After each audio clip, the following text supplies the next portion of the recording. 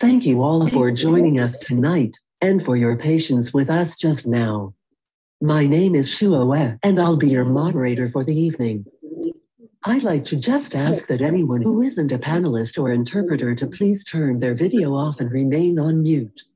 I first want to acknowledge that I am situated on the unceded and illegally occupied territories of the Algonquin Anishinaabe people.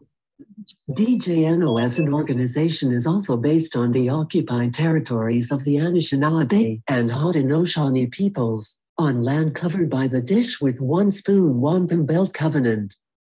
I just want to take a moment to mention and encourage people to support 1492 Land Back Lane, where Six Nations land defenders continue to reclaim their territory and have faced violent state repression in doing so.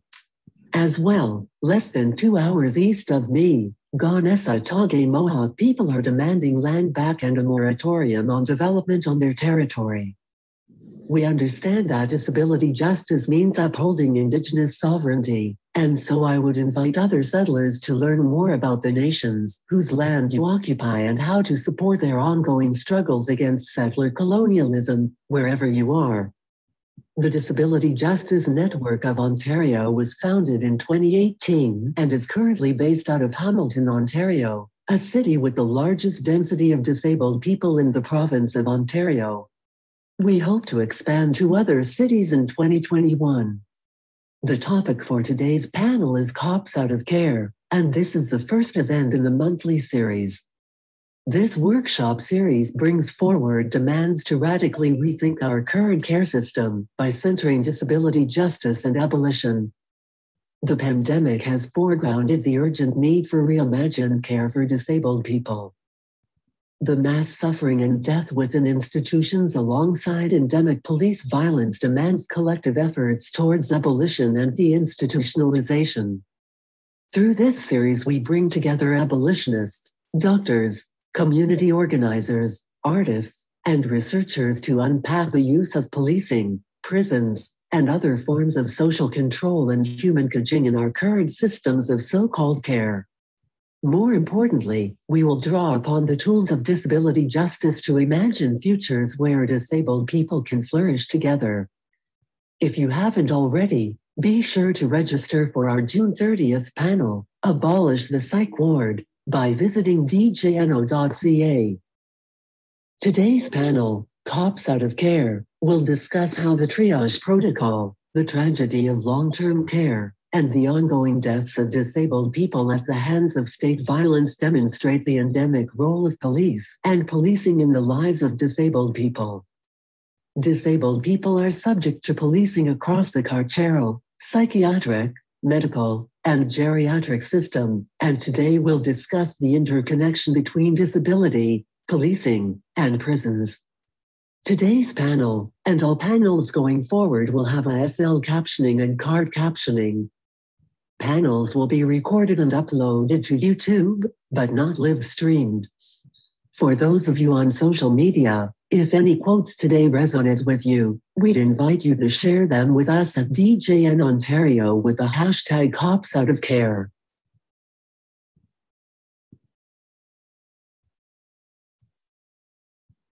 Now to introduce you to our panelists. Suhail Ben-Suleiman is an illegalized and criminalized migrant who is currently living on occupied, unceded, and unsurrendered Algonquin Anishinaabe territory, where he awaits an imminent deportation to Morocco. Suhail became involved in abolitionist as well as prisoner and migrant justice organizing as a member of the Criminalization and Punishment Education Project, a member of the Ottawa Sanctuary Network, and the coordinator of the Jail Accountability and Information Line Hotline.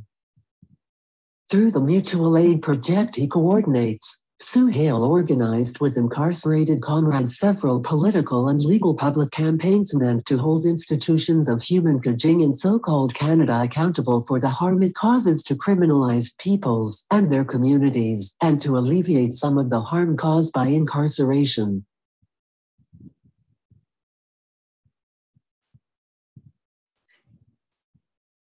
Cyree Jarelle Johnson is a poet and writer from Piscataway, New Jersey.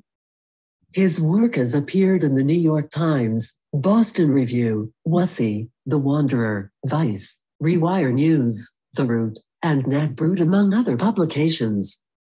He earned an MFA in creative writing from Columbia University with support from Davis Potter Scholarship Fund.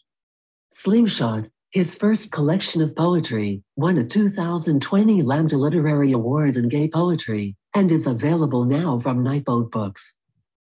Development of the work was supported by Astria Foundation's Global Arts Fund, Culture Strike Climate Change and Environmental Justice Fellowship, and the Rewire News Disabled Writers Fellowship.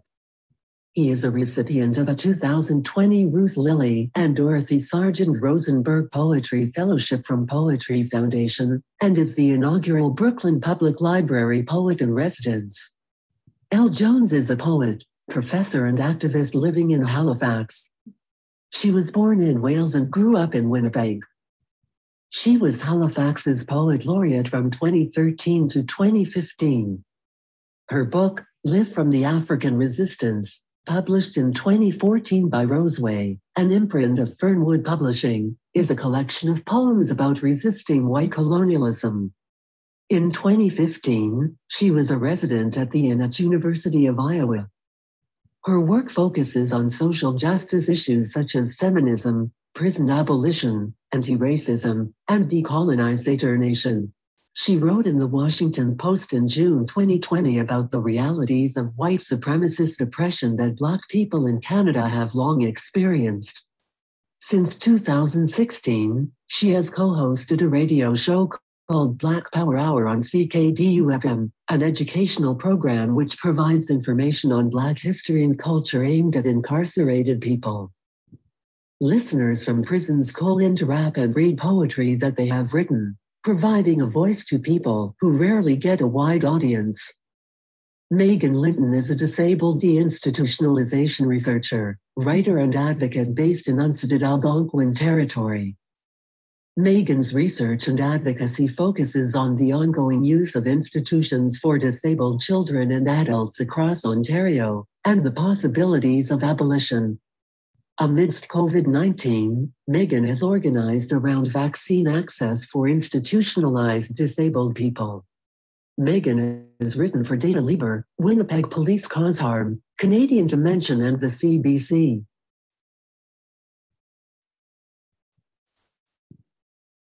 Okay, thanks for bearing with me through all of that. On to the first question. Tell us about you and what you do. Who are you, and what are the ways your work around abolition is intertangled with disability justice movements?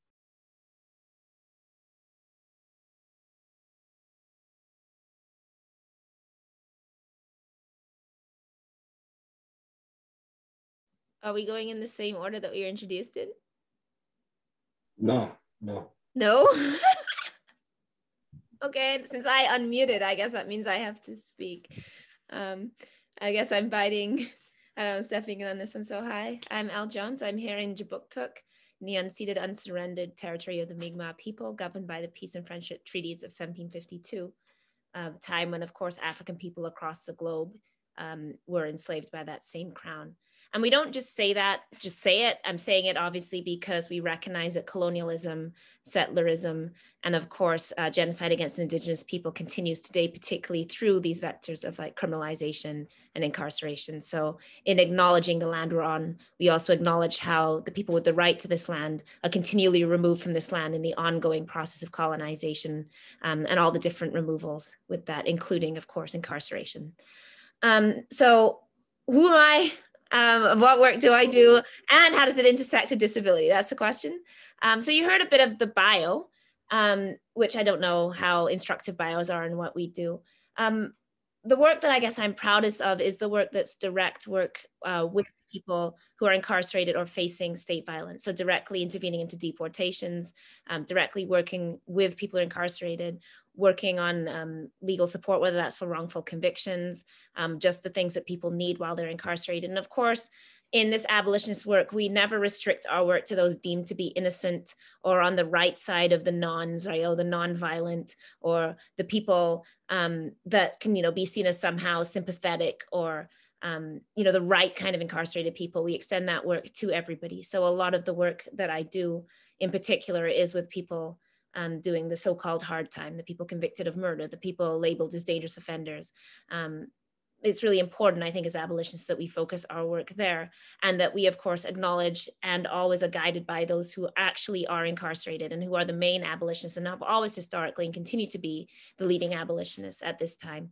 And I really want to shout out here Randy Riley, who is fighting his wrongful conviction right now. He's a wrongfully convicted African Nova Scotian man, thankfully released on bail in one step of his walk to justice, but a young African Nova Scotian man accused of murdering a white man, despite the lack of evidence, despite the multiple misconducts in his case, despite the fact that the main witness has said he was coerced and lied and has withdrawn his testimony and so forth. So if you're interested in that, please check out whoisrandyriley.com to learn more about that case. We are going to be inaugurating a campaign towards the Crown to get them to drop the charges before bringing him to trial in October, which is completely unnecessary when he's clearly innocent. So I just want to shout him out because he's, of course, the co-founder of Black Power Hour. And he remains, I think, the most important abolitionist working certainly in Nova Scotia today. While he was incarcerated, he has led so many different campaigns, including prison strikes, fights against the phone system, everything you can think of, fights against solitary confinement. He's been just so involved. So then that's the second part. And try not to take too long with, I'm sorry, there's a lot of pieces to this question. How does it intersect with disability justice? I know we'll get into some of the longer answers to this too, but I think briefly, first of all, we have to think carefully about the term disability, the difference between the political term as people labeling themselves as a political term, and of course, the way that disability can be imposed on people through medicalized models. And we want to separate out the difference between disability as a political term and as a justice term, and the way that disability can be used inside these systems to pathologize people, to medicalize people. And we see this particularly in terms of like risk scales, of course, the entire forensic structure, which is about simultaneously criminalizing and pathologizing people through these ways of labeling mental health or sociopathy or these different diagnoses that have always been bound up in the criminal system and will continue to be. So I think that's important to think about that, right? That how long disability itself has been criminalized, the history of the institution that arises at the same time. So we have the prison. There isn't necessarily this separation we think of between like the asylum, the prison, the forensics hospital. They're all carceral spaces. They are all spaces intended to contain and discipline and control people. And that has so historically been done through particular labels and diagnosis. So I think it's impossible to speak about abolition and to speak about particularly the history of the prison without thinking historically about how people deemed outside of the normal in society have always been the primary targets. And disability is one of those vectors, right? When we talk about the public and public safety and who counts as the public and who gets to be safe, that historically doesn't include Black people, it doesn't include Indigenous people, it doesn't include queer people, trans people, and certainly does not include people living with disability. And then, yes, as it was said in the intro, and I'll wrap this up, I have more to say, but I know we have a whole seminar, so I don't need to say it all in the first answer, but that I think it's really important that we acknowledge that spaces that we often see and separate out as care spaces are in fact spaces of imprisonment. The forensic hospital being a main example of that. I personally stood in the hallway at a CCRB Criminal Review Board hearing where they say openly, your index crime has nothing to do with how long we can hold you in these facilities. You can be arrested for stealing a can of pop and spend 20 years inside a forensics facility because they've decided that you are not cured or you can't be safe in the community, right? So in fact, in many ways, it's a much harsher form of containment because not only do they use this idea of safety and security, they double that up with an idea of health and treatment. So if they can say anything's a medical treatment, essentially your treatment team gets to run roughshod over your civil rights like completely because, oh, well, the doctor said it. So in fact, you're facing really a double kind of punishment, the punishment of being criminalized and stigmatized, and then the punishment of being not normal, a risk, and all those kind of narratives that intersect. So I think it's really important in our analysis as abolitionists that we don't think of the prison as just one space or as only a particular kind of sentence or a particular kind of containment. We understand that these prisons exist more broadly in society and more broadly through other institutions. And as we're talking about tonight, we like to separate this idea of care out from punishment. And in fact, so often this idea of care is actually punishment. And that's the reason why cops now refer to themselves as frontline workers, right? Because they want to take on the mantle of being healthcare workers, which recognizes the idea that healthcare can also be policing. So I'll stop there before I take up the entire seminar. And I guess I'm going to throw to Suhail. We'll just do it that way. Sorry, Suhail, you're up. Sure. Thank you so much for your insight and those really important reminders, Elle. Sorry, just before the next speaker goes, just a note to everyone to please try to slow down when you speak so that the interpreters can keep up. Yeah, thank you, Shui, for that. And thank you, Elle, for passing the mic to me. My name is Suhail bin Sliman, and there was a brief bio about myself. I really don't like bios all that much, but I'm talking to you today from unceded and unsurrendered Algonquin and Anishinaabe territory, and I am, a little bit about myself. Is that I am an illegalized migrant, meaning that I'm a migrant who is facing deportation to another country, and criminalized because I spent time in prison for some time. And why my work, how does the work intersect with disability in many ways. First of all, prisons are not therapeutic environments. They are not therapeutic.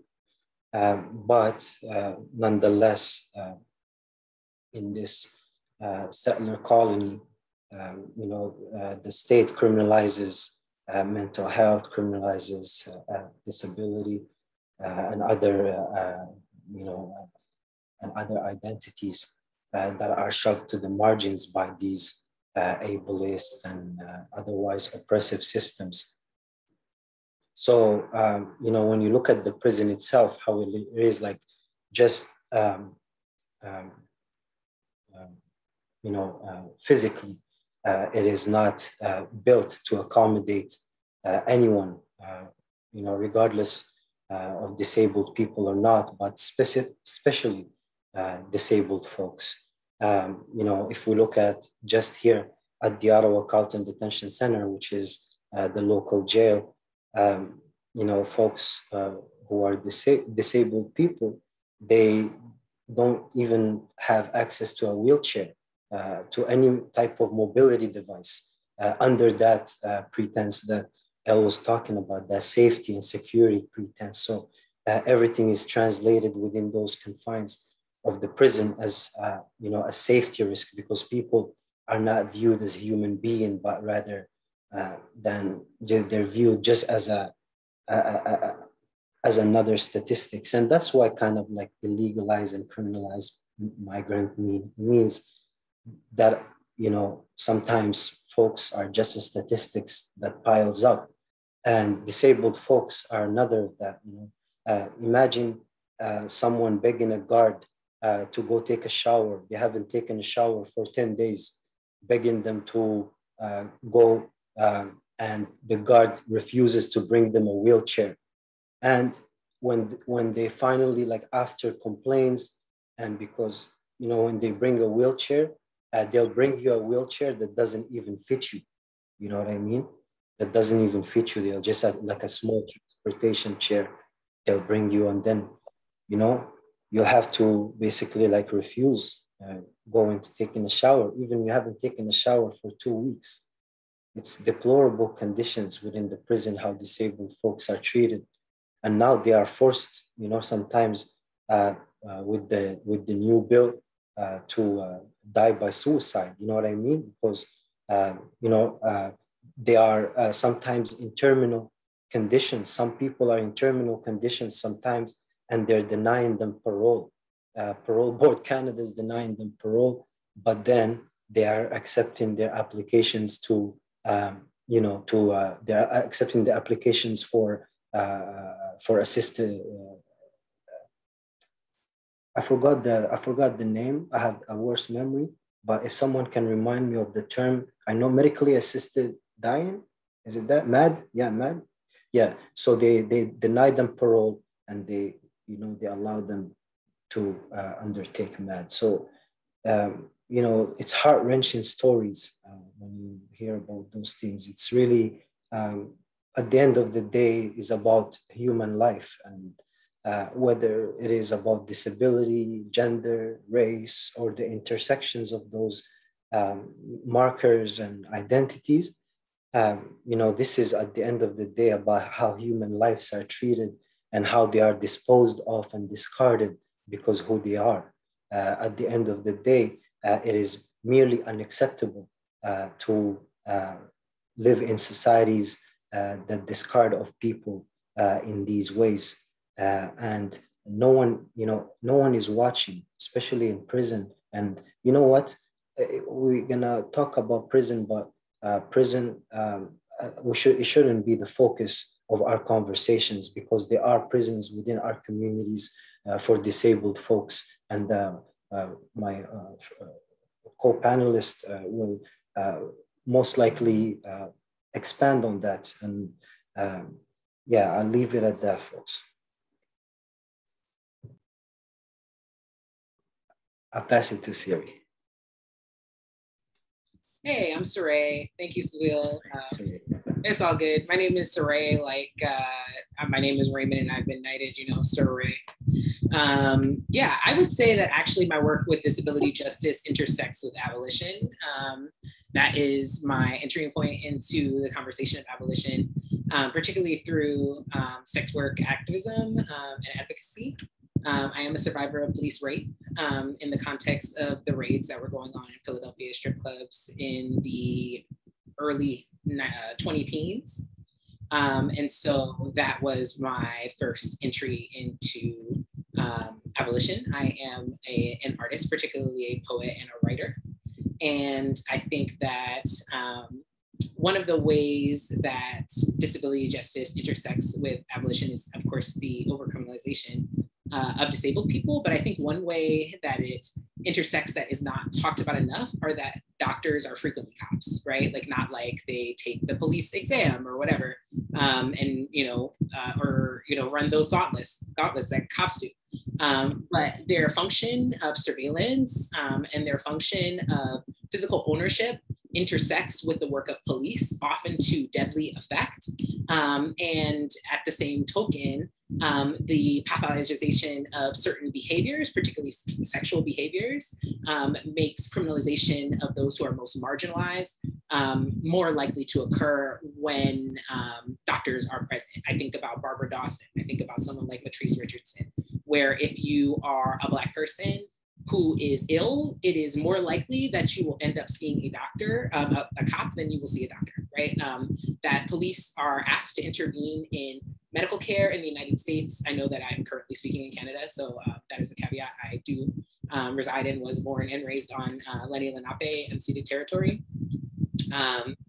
And I think a great deal about how when cops, and not just for Black people, I think about someone like Kaden Clark, when cops are asked to intervene in cases of mental illness, but not just mental illness. Barbara Dawson, after all, was having a pulmonary embolism when she was murdered by the cops, and also by patriarchy, because the authority that the cops wield is also patriarchal force.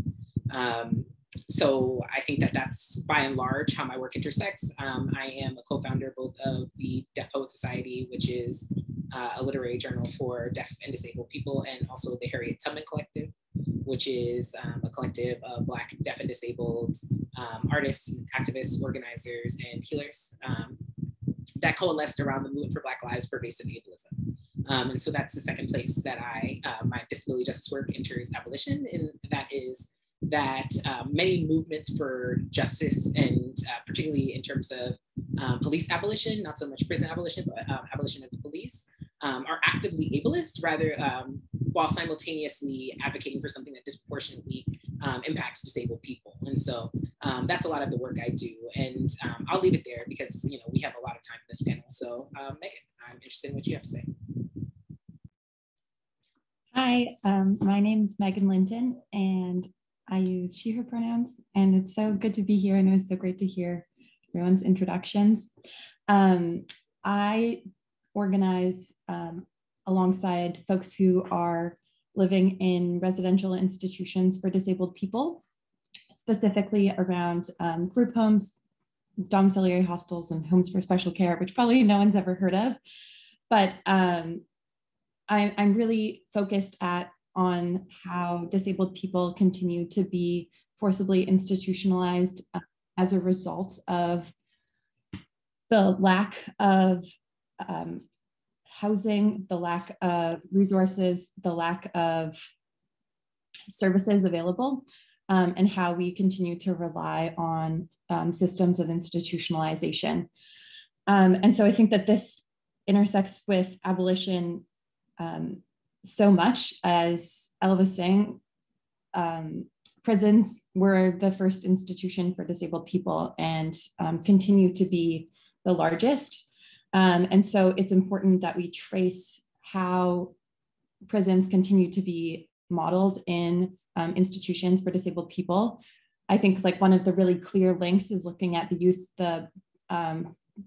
of long-term care, the expansive use of long-term care, and particularly the use of long-term care for young disabled people.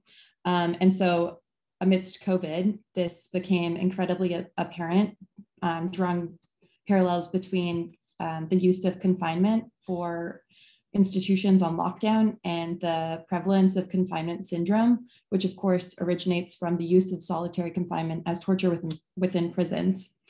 So I think that it's both important to consider abolition within institutionalization movements, but also deinstitutionalization is inherently part of an abolitionist demand to have a society free of cages.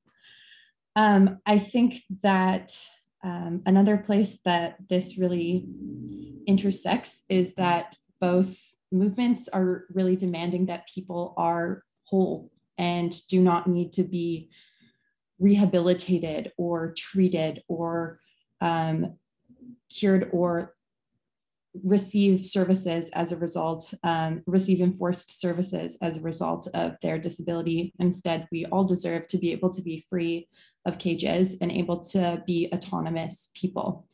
So I think that moving forward, there's so much that disability justice and abolition can lend from each other and build from each other and grow from each other. And yeah, I'm really interested in and passionate about the ongoing deinstitutionalization and demand for radical change. So many vital connections being made and so much brilliance being shared already. Thank you all so much. So all of you are involved in really just incredibly important work where you are in different areas across this continent. Can you talk about what's happening in your communities right now in terms of disability and carceral systems?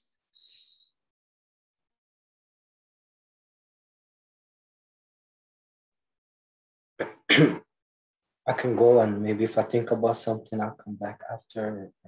But yeah, like I was saying earlier, that folks with mobility devices, when they go into provincial in Ontario, they don't get their mobility devices unless they're segregated. Even though there is a human rights tribunal precedence that kind of establishes some rules around like intake, when someone comes in and they need a mobility device, like what are the procedures, like the Human Rights Tribunal of Ontario kind of set up these steps. But the prison is very arbitrary, they can say whatever they want and however they feel. So, those tests and precedents kind of don't mean nothing when, you on a daily basis, unless, of course, like afterwards you pursue the jail and you say like, okay, I want to go to the tribunal, which is like a lengthy process as well to complain in those regards. And oftentimes people are segregated because they need something and they're told that, they can use their devices as a weapon and such. But also like sometimes like the environment inside sometimes is not very, it's very violent. So sometimes some people choose to go to segregation just because of the ableism and things like that that takes place sometimes in some areas. But I want to also highlight that there is, of course, a lot of ableism within prison walls, but there's also a lot of mutual aid, so like a lot of folks who are disabled, you know what I mean? A lot of disabled folks come in the jail and, people know them from the neighborhood, you know what I mean? And stuff like that. So like, they're the one who like, are there, to support each other at the end of the day. We just support each other at the end of the day whenever there is space for that and there is no violence. So I have seen it, but I also have seen like disabled folks like staying like in segregation for extended periods of time, sometimes like years awaiting trials while they're legally innocent, for example, and it's abhorrent, like more than, even the Supreme Court, which is like a very, like a colonial court that, I don't have a lot of faith in, established that like more than 14 days in segregation, like 2 weeks is considered as torture, you know what I mean? So imagine like spending years inside there, just because you can't live in the world how you are, it's when we look at also like processes of criminalization, we're talking about care and cops, right? So when we look what happened in our communities, we see here in so-called Ottawa that Anthony Aus just died last year because of the police,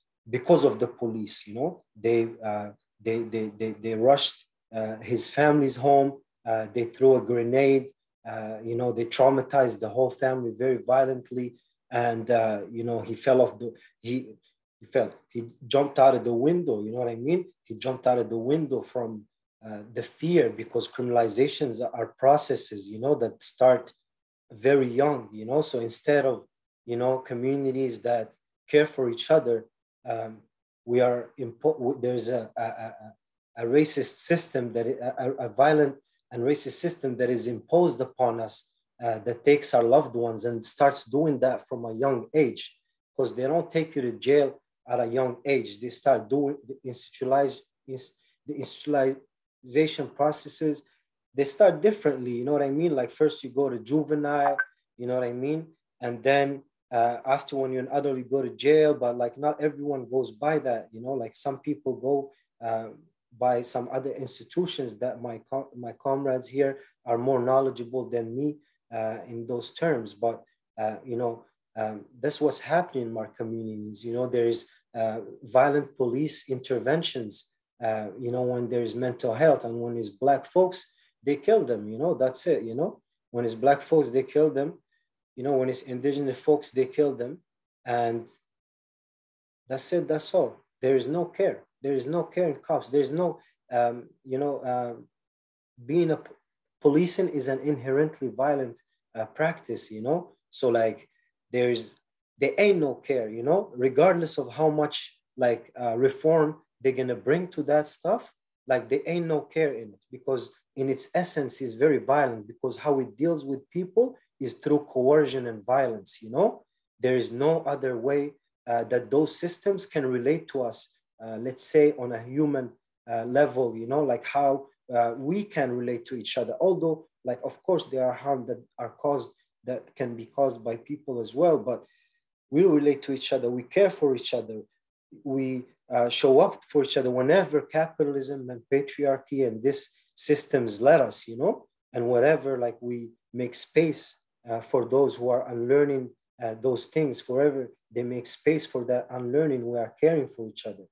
But coming back to the jail, you know, people are left in their feces for weeks, for days, you know, people are left in their feces. You know, go figure, you know, who's this humans who have the heart to do that, but that happens all the time, you know.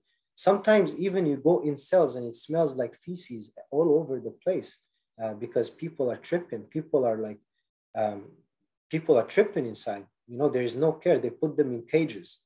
And with COVID, it didn't make everything easy, you know. People have like very serious, you know, serious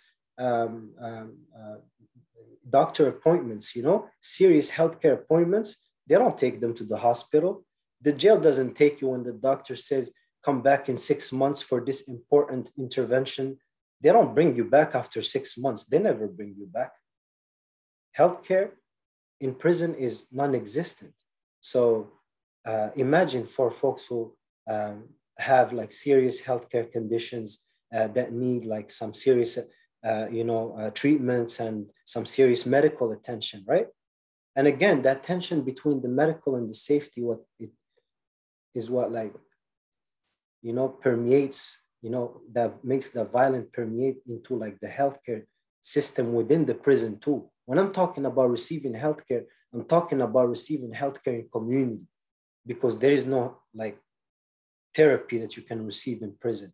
You can receive some to make you alleviate some of the pain that is caused by incarceration and some of the pains that are caused by whatever illness that someone has sometimes. But the therapy is outside, is not inside, and it can never be inside because those places are just inherently violent again. And I will come back on some points later on, but I'll just stop here for now. I'm gonna go from there because I think there's some good connections. So I think first I'm just gonna set the scene of what institutions are like in Canada. I'm specifically speaking from Ontario, so that's the context, but this is of course like a cross country and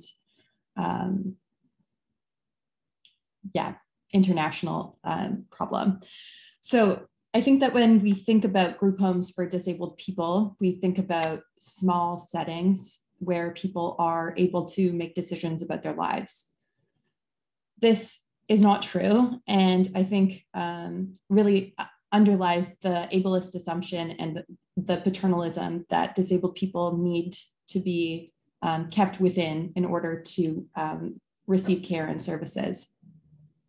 Group homes in Ontario can be as large as 44 people and continue to use sub-minimum wage labor that residents are often forced to do. People often don't talk about this and don't talk about the shelter workshops that we run within this country, but it is a significant phenomenon within the province, and much of our economy is dependent on this enforced labor and has been for a long time. The second thing is the size. So group homes are 44 people, can be up to 44 people, no set amount of bathrooms, no set amount of space required for yourself. And you're unable to decide upon things like your roommate, what you're eating for dinner, when you're taking your medication, if you want to take your medication. All of these decisions are enforced upon you. And so other types of institutions, long-term care institutions, can have up to 700 people. And within the like unregulated group home industry, you can have up to 170 people, and disabled people, all of whom are living in these institutions, are only guaranteed one bathroom. And so I was picking up off of what Suhail was saying, because we see this problem across disability institutions where people are left to sit in their feces and urine for days and weeks at a time. This has been especially apparent during COVID, but even before that, I have been tracing the long time lack of services within these unregulated institutions, and they have always reported problems of not having enough staff to get people to the washroom and not having those services. Yes, I can speak slower.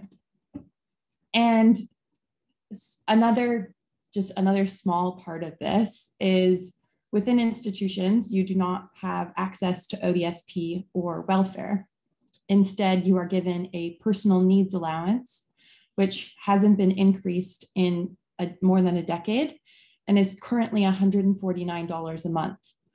They don't provide Wi-Fi, they don't provide phones, they don't provide some medication and medical products. And so within those $149, residents are often reported to have to pay for things like toilet paper, extra food, and extra services.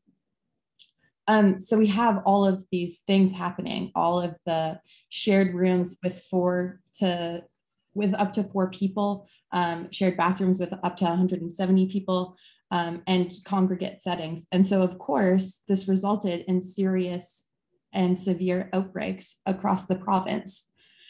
These outbreaks went largely unreported because people don't care about disabled people. And I think that it helps maintain the facade of deinstitutionalization to not report on what is happening within institutions. And it's so frustrating. It is completely undercovered by the media and is not talked about in terms of the impact of COVID-19 within these settings. So a second thing that is happening within these settings is amidst COVID, not being able to leave. And so many of these places have double vaccines, but are still not allowed to see visitors, are not allowed to see friends, are not allowed to leave. There's ongoing reports about removing the doorknobs so that residents aren't wandering out. And when residents do leave, they routinely and reliably call the police to pick up residents to drive them back to their group home. When the residents are saying, when the residents are saying that they want to leave and want to be free and don't want to return. And so, I mean, it just demonstrates both the reliance on police within these settings externally, but then also within these settings, people are being policed, not being able to leave. And I think one of the like very serious implications is the use of confinement and PRNs or forced psychotropic medication. And so we see this like across prisons, especially women's prisons and long-term care facilities and group homes where people are forced to take medication or are coerced into taking this medication and do not want to. And it's used as a punishment. And so this like really is connected across platforms. And I think it's very, it draws a very significant thread. The last thing I'll touch on is the use of surveillance within these institutions. And so we see that following a police murder outside of Aaron James Finkler, outside of one of these institutions, the Ombudsman review said that residents should, number one, have their medication on them at all times so that if they're incarcerated, they have their medication with them. And number two, to install CCTV cameras. Aaron James Finkler was not killed as a result of a lack of CCTVs. He was murdered by a taser. And so, you know, there's just such strong connections between the use of surveillance, the use of police, and the use of punishment. And that's all I'll say for now.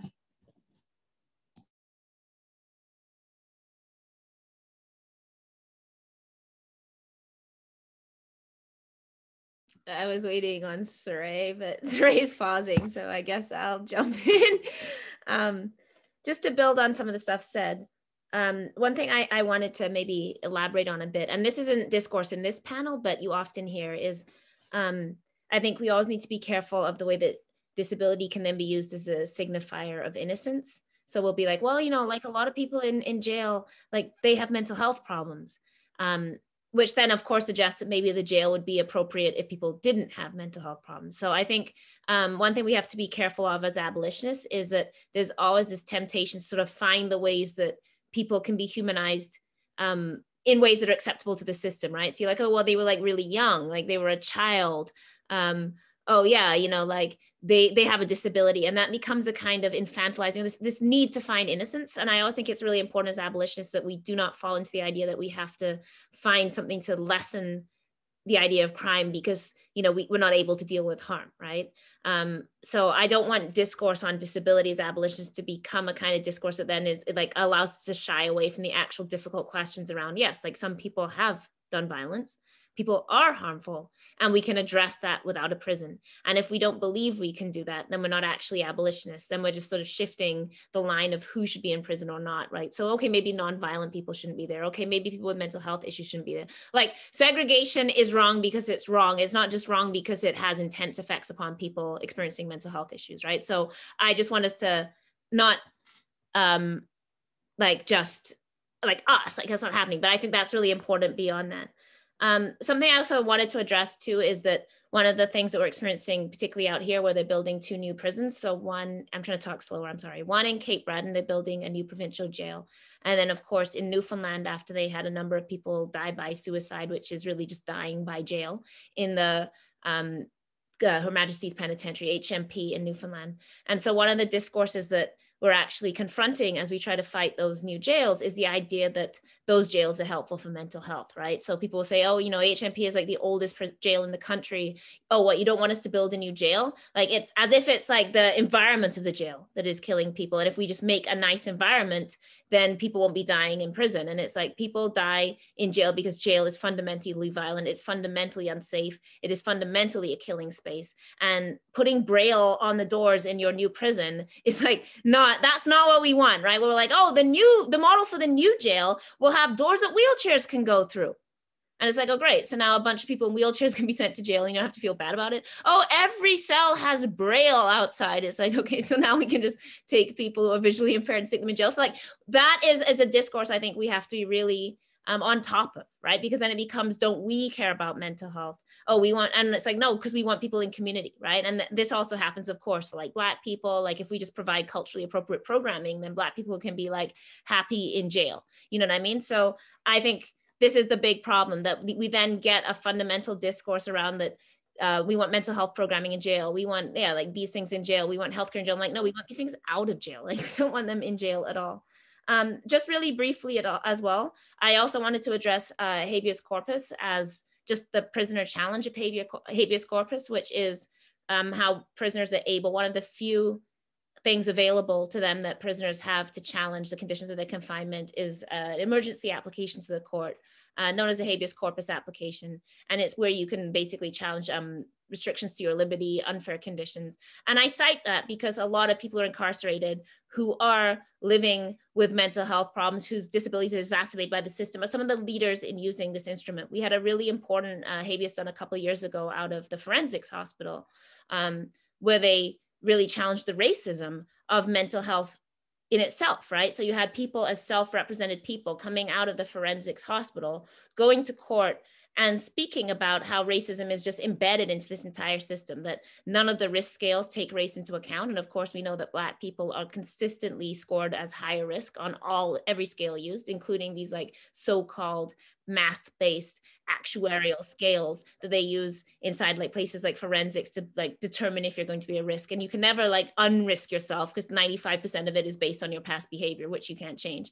And then, you know, they use all this stuff about like subjective judgments about like risk and threat. So one guy in forensics, it said in his file that he ate an apple in a threatening manner at staff. So, you know, we have eating an apple while Black as an offense, you know, like he bit into his apple and staff felt threatened, you know, and these are the kind of things that are being used to evaluate people for their release, and they can never get released. Like our CCRB, the Criminal Code Review Board, which is what they use in like the forensics hostel, which is the criminalized, like if you are non-criminally responsible, right? Like this is where we're holding people, and it's impossible to get out. They don't even release the stats. They don't release the decisions. They're completely unaccountable and untransparent. We have no idea what they do, how they make the decision. Everybody's white on that board. Like they use no cultural lens. Like you will never hear the word race. They will talk about things like threat about Black men and never acknowledge that like Black men are seen as threatening and criminal in particular ways. They will never acknowledge the racist history of mental health evaluation. They will never acknowledge these power dynamics of white psychiatrists, you know, sitting down with like Black people and determining things on them. And that's just so embedded into this whole system. And so one of the few things prisoners or people, and prisoners more broadly understood are able to do is to challenge this in court. So they're so rarely successful because they're completely outgunned by the state. Like you don't get lawyers, they're not funded. You're coming out of often like when you're lodging a habeas, it's because you're in terrible conditions. So you're in conditions that are, you know, unbearable to live in. And you have to come out of that by yourself, walk into a courtroom against a lawyer who's fully trained and being paid by the province, and try and explain and fight for your conditions. And amongst that, even when they fail, you see really amazing stuff coming. So like in the forensics one, the judge had to rule that she didn't have jurisdiction. She wasn't able to do anything about it because if there's a board in place, a judge can't intervene. But she was able to make some strong statements. So that was actually important for them to get that stuff on record, even though it seems small. It's actually really important that these Black guys were able to come and do that challenge. So it also forms a kind of like archive of the conditions and resistance and expression of people within these institutions that I think is really important when we think about like prisoner resistance. It's also an instrument. Even if it's not successful in the court, it's also an organizing tool. It can be a collective building tool. So sometimes people don't have literacy and other people help them fill out the forms. And so there's a kind of teaching and learning and sharing and support going on in that context. It is really important. I know I'm talking really long. The last thing I'll say then, I also very quickly want to mention medical abuse within a carceral setting. So like a lot of people obviously experience coerced counseling, coerced medical care, coerced drug treatment, you know, people being stripped every day when they go to get methadone and having to strip in that room every single day. And then you think that person wants to access medical care or psychiatry or counseling when they get out, when they've only ever experienced it as violence. So I think we also have to understand the medical abuse and hold accountable the nurses and doctors and psychiatrists that participate in this system, even though of course they're not supposed to be harming. So what does it mean to be a nurse, to go work in a carceral setting, to say somebody's cheeking their medication and then take their medication from them permanently? What does that mean to be a nurse and to do that? What does it mean to be a nurse and to be present while somebody's getting pepper sprayed in the face? Like, what does it mean to, I mean, I had somebody approach me and ask me like, oh, if someone's pregnant, like, is it okay to pepper spray them? And I like, this is like a guard, you know, like trying to be helpful. Like, oh, I just wonder what the effects of pepper spray are on a fetus. It's like, I'm like, it makes your dick small. Like, that's what happens, you know, like this idea of like asking that question, like, can I pepper spray a pregnant woman or not? Like, what state are you in if you're asking that kind of question? And what kind of like medical care is if you stand there and then treat somebody after that has happened and go to work. And of course, you know, like doctors did that in Guantanamo Bay, like, you know, revive people when they've been tortured and think that that's what medical care is. So I really want to hold accountable here, like nurses unions, doctors, colleges. And I think we need to be putting more pressure on those places, especially if people are nurses or doctors, around the complicity. And this has been talked about as well, like, and Cyree talked a lot about this, right? That like, it's doctors that are calling the cops on people in the waiting room. It's nurses that are calling social workers to get children removed from their parents, right? Like they're often the first line that are actually calling insecurity, and also then work in these institutions and say nothing. And I know I said I was going to be short. The last thing I'll also say, no, I think I said everything I wanted. I think I got it. Oh, care. I was just going to say that Suhail was talking about the importance of our care. And I think that yes, care outside of a relation is not care. So if, like, it is care when we love each other, have a relationship with each other, live in community with each other and provide each other with care, because that is mutual. That's how we use the idea of mutual care. I might care for you one day, you might care for me the next. There is no care if I am powerless and I'm not in relationship with you. So the very idea of calling that care is a really disgusting appropriation of the term. There is no care in a prison.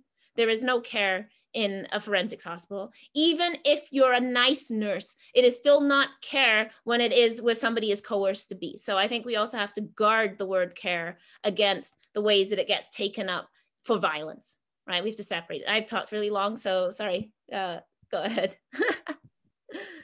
Yeah, and just one thing, because I'm seeing it in the comments and I've heard it a couple of times, mental health is not criminalized. Mental illness is criminalized. And when we speak about it in euphemism, we further stigmatize mental illness, thus perpetuating a system that we are hoping to end, which is criminalization of mentally ill people, people experiencing psychological distress.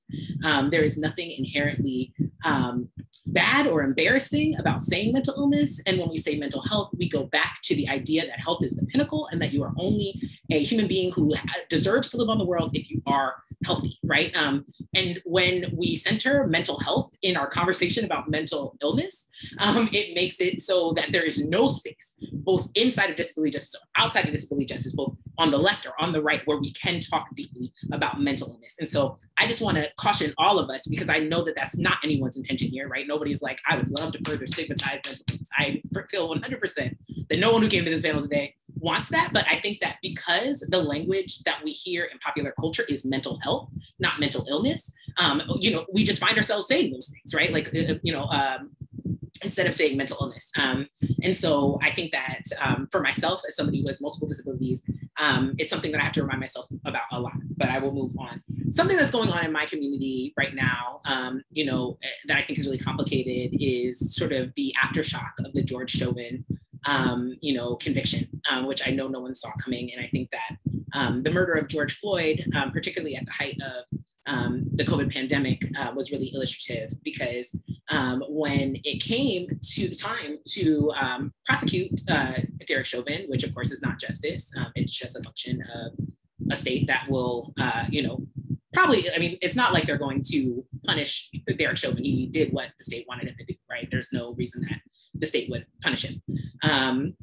But we saw that, like, Derek Chauvin's excuse for murdering George Floyd on tape in front of children and adults was putting his disabilities on trial, right? So it was Derek Chauvin's assertion that George Floyd did not die because he was smothered to death with someone's knee on his neck for 9 minutes, that he died because he had heart problems, because he was addicted to different substances. So that was his retort, right? He thought that that was going to be an airtight case for him. So it became a situation in which disability itself could justify murder. And I think that that sort of encapsulates what the COVID-19 pandemic has been in the United States. And I think that, what Elle said, that's, correct, right? Like, care is something that happens between people who care about each other. That's why we call it care. But I think that one thing that becomes complicated is that what happens when we replicate these carceral impulses within community, right? And I think that, as for myself, as someone with a serious physical illness, there was no care. There was no care. The left did not build something for me to get food. They did not find ways to intervene in the isolation of disabled people at all, right? Like, we were left to die, and many of us did. And that was something neither the left nor the right prevented. And so I think that as we talk about, this is not care, it's really important for us. And, I come out of the movement for Black Lives, for better or for worse, often for worse, specifically Black Lives Matter, and later the Harriet Tubman Collective. And one thing that I know for sure is that if there was one major, point where capacity needed to be built and it was not built, it was around ableism.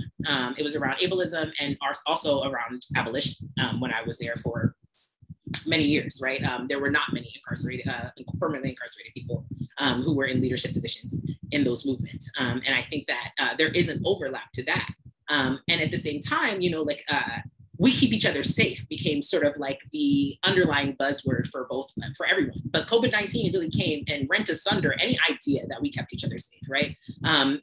Even something as small, and I know many of you are in Canada, and so I don't actually know how that went up there. But I can say in the United States, there was nothing like we were keeping each other safe, right? Like, people were not wearing masks. People did not suspend their everyday lives because the people who were dying were the people who everyone wanted dead.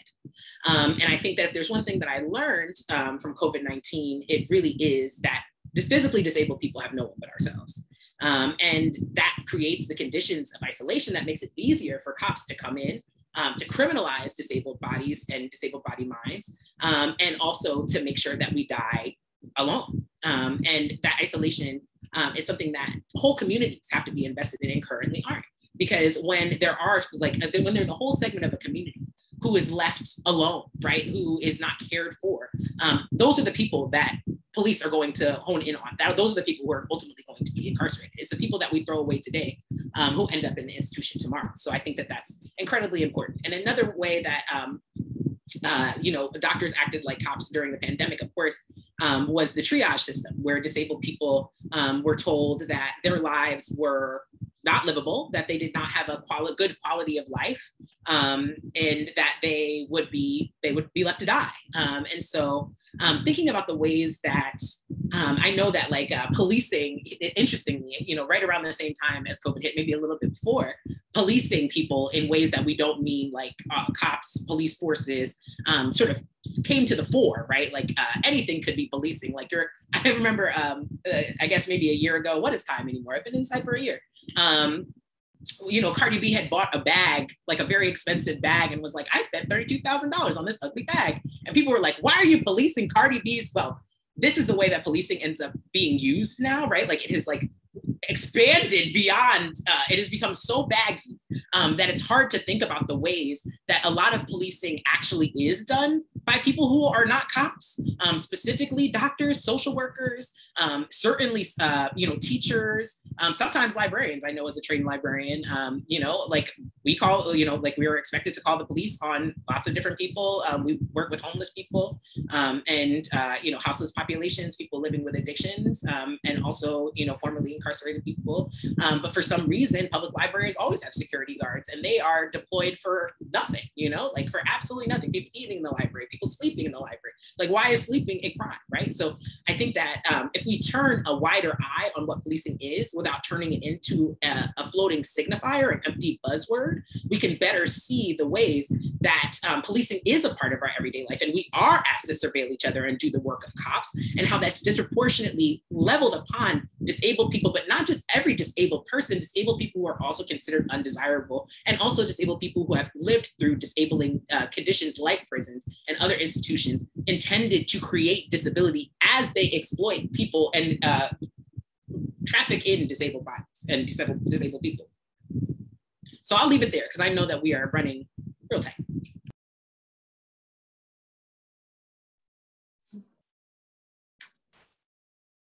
Again, I am in awe of all the knowledge everyone here is dropping.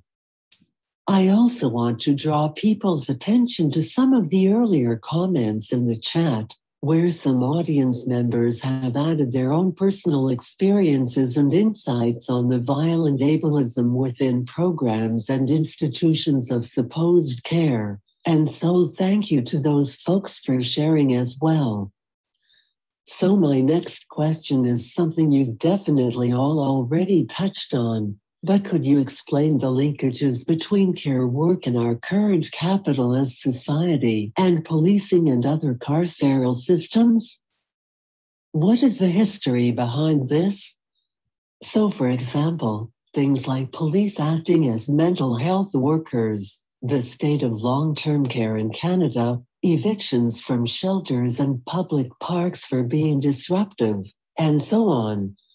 And again, just as a reminder, please remember to watch your pace and speak a bit slower so that the interpreters can get your message out accurately.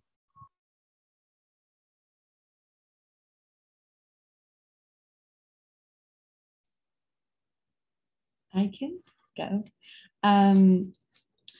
Yeah, so I think what I'm going to touch on really is the use of for-profit systems, particularly what is called the therapeutic industrial complex.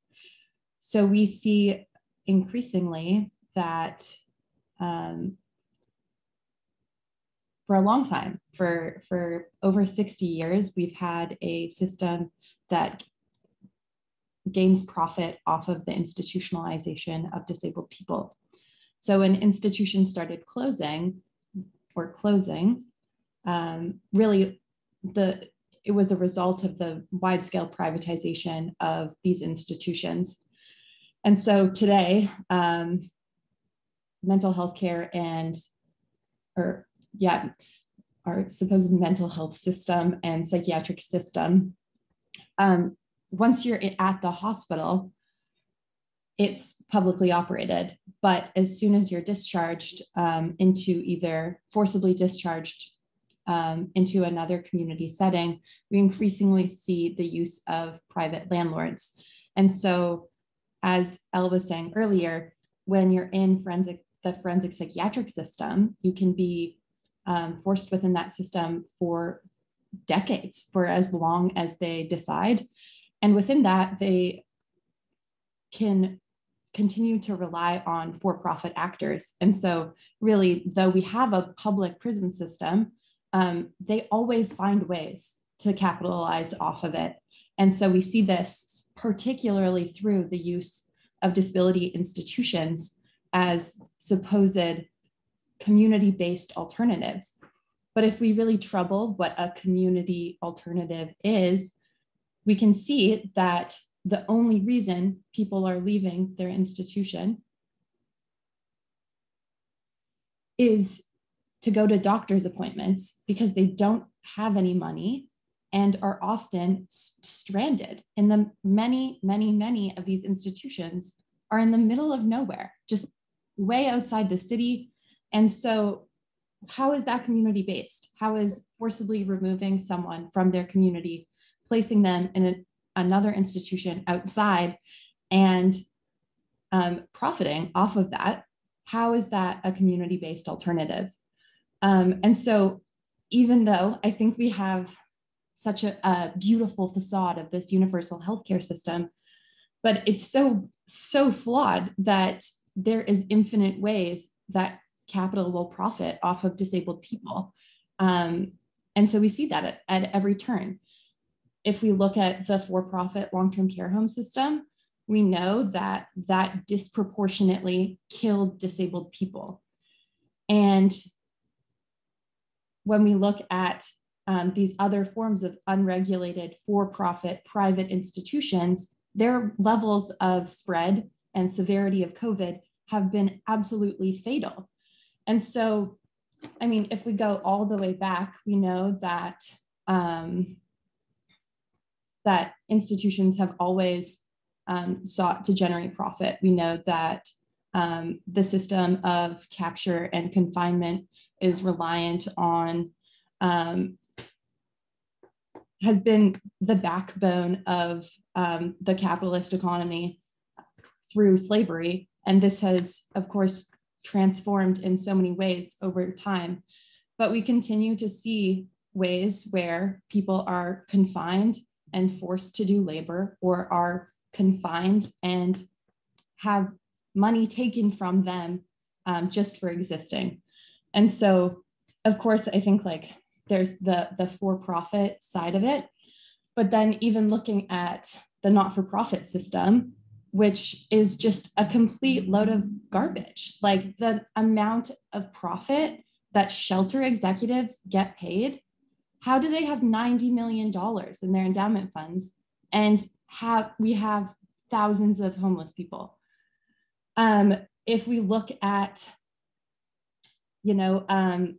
every group home is not for profit, but somehow every year they manage to profit off of selling their residents as workers to frickin' Tim Hortons and being paid 50 cents an hour and not being given overtime.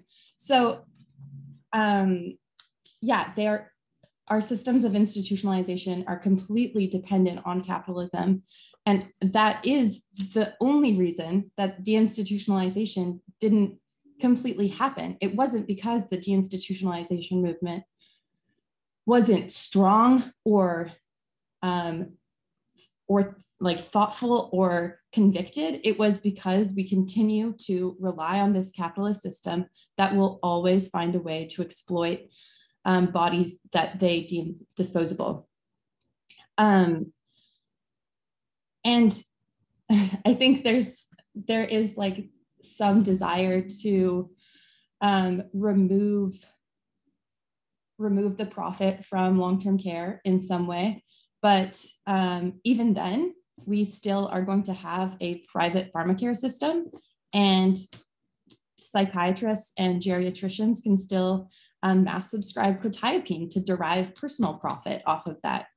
So, I mean, yeah, I think they are completely intertwined, and we have always been dependent on institutions to maintain our country's capital while we continue to exploit disabled people. So if we look at, who is exempt from the Employment Standards Act, it's labor projects through prisons that are deemed rehabilitative. It's disabled people working in sheltered workshops, also deemed rehabilitative.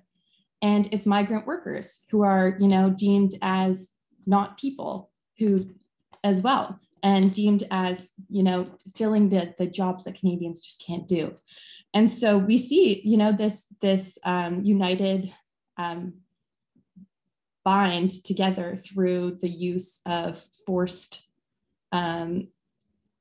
labor and some minimum wage and removal of rights. So yeah, I think that's all for now. Yeah, I feel like Megan said, I feel like that's a really excellent foundation of like what that looks like today. So thank you, Megan. I think that one thing in the United States that rings like in my mind, again, as a librarian, is that a lot of things that we call care work, whether it's being a teacher, whether it's being a nurse, whether it's being a librarian, these are all positions that are held predominantly by white women, right? And they were designed to. I can speak for librarianship in the sense that, and education more generally, in that they were meant to teach English to immigrants. That's like a big function of why actually we're not. They were supposed to be, but Doug Ford kept them open. Oh, sheltered workshop, sorry. I thought there was, yeah.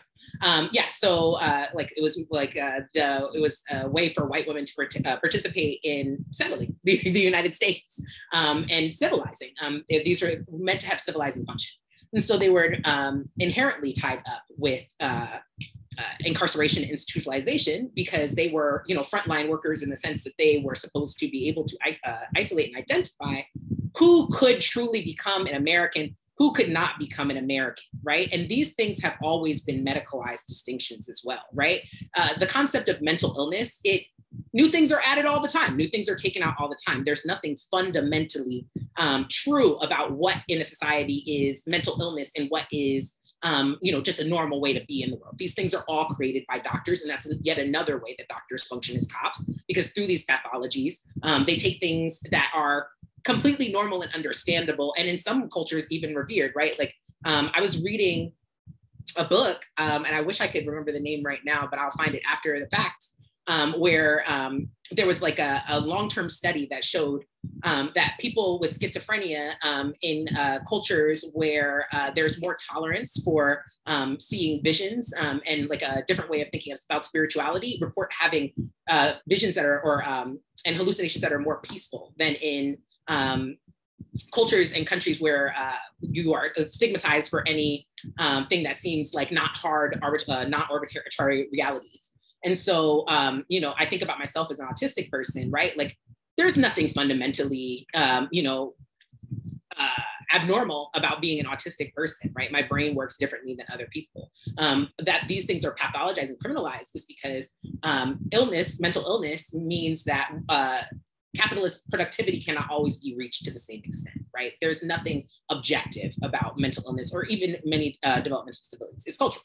So when we look at the function of people who are in these care professions, it really is to isolate who can't be helped by, in like the eyes of the white settler, in the eyes of the white colonialist, and punish them for that. Whether it's the school to prison pipeline, whether it is, a forced psychiatric lockdown, whatever it may be, the role of these predominantly feminized positions is to become the empress of empire.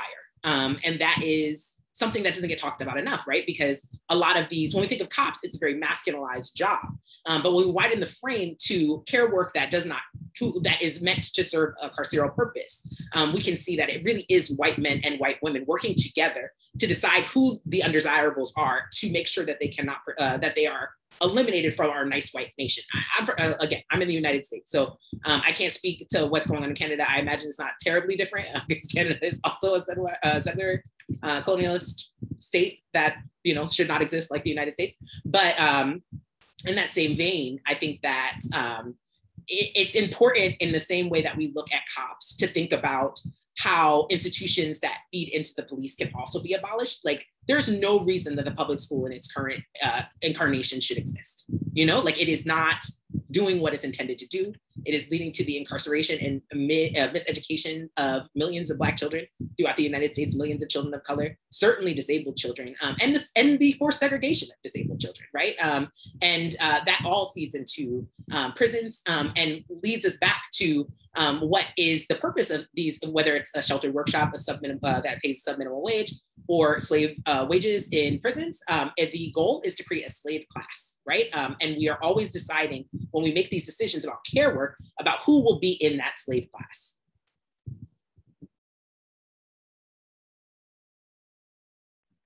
Yeah, I don't have much to add. Cyree said perfectly and like brilliantly the sort of things that I was going to say. So I don't have much to add to that. Although, yes, Cyree, you're correct that Canada is exactly the same. Like, we have different trajectories, but yeah, exactly, same system.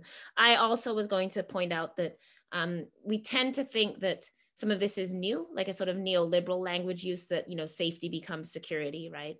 Something that I'm convinced began with safegrad, you know, and then like expanded everywhere. So this idea of policing as safety in particular, and of course in Canada, that the heart of that is like the Minister of Public Safety, who deports people, guns, drugs, gangs, right? All anti-Black, and like we call that safety. And so we tend to think of this as kind of neoliberal, like this new idea of like the cops saying that they're frontline workers, right?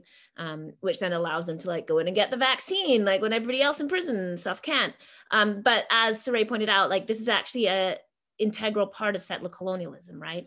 Val Johnson has really good essays about, she's done research on like white women in residential schools and like how they were convinced they loved the children, you know, and like they would talk in their diaries while like speaking about beating these children and like separating them from their families, and all the violence that is like taking place in residential school, really saw themselves as like, I love this child. So within settler colonialism, like enslavement was seen as good for Black people's souls, right? Like, you're doing us a favor, you're Christianizing us. If it wasn't for slavery, we couldn't get to heaven. Like, settler colonialism has always phrased itself as a benefit, whether that's the white savior complex, right? I'm going to go to Africa and like, you know, and there's all kinds of reading around how like the NGO like complex actually prevents African countries from having the resources of providing their own health, right? Like, it's about stripping power from countries to provide their own resources. So you could put countries into debt, you make sure that they can't get hospitals because you like literally limit that. And then like Bill Gates comes in and is like, oh, I'm going to give you 1 million gloves, you know? And it's like, how does that actually create any kind of health system in this country? It's just another form of colonialism, right? And other better people than me have analyzed this kind of mechanism. So Cyree said it all. I don't really need to take more time on it, but yeah, this actually isn't new, right? That it props up in new ways. And we see this happening, how segregation and solitary confinement now becomes a structural intervention unit. Like, we're just trying to fix your behavior, you know? So this is very neoliberal, how we just take the language, do the same thing and just rename it and then say, we're not doing this. So in the women's prison, they're like, oh no, there's no segregation, it's unit B. I'm like, that's just the segregation unit. Like, you can't just call it unit B and pretend it's not the segregation unit. Like, you can't just call solitary confinement a structural intervention unit. You can't just create a new lockdown range. You can, because they do, but I mean, we have to call it out. You know, they've created all these new lockdown units within the provincial jails now, and they're called direct behavioral intervention zones or something. I can't remember it's like the stupidest phrasing possible, right? And we see this all over, but yeah, it is already embedded. And this is always the hygiene argument that settler colonialism has used forever, right? That these people, whether that be Black people, Indigenous people, people with disabilities, drug users, homeless people, queer people, trans people, sex workers, etc., left to themselves will contaminate, you know, and that So this was always the hygiene argument, right? That settler colonialism was necessary and good for us because we're dirty and, we have garbage in the streets and we're not civilized and primitive, and this is helping us. And this is still a discourse that is ongoing, right? That some people cannot care for themselves. Some people cannot be trusted to manage themselves. Some people are just not capable. And some people need these kind of interventions that actually help, right? And that is so fundamentally about how white supremacy always makes a claim to innocence for itself. We're taking your kids away from you for your own good.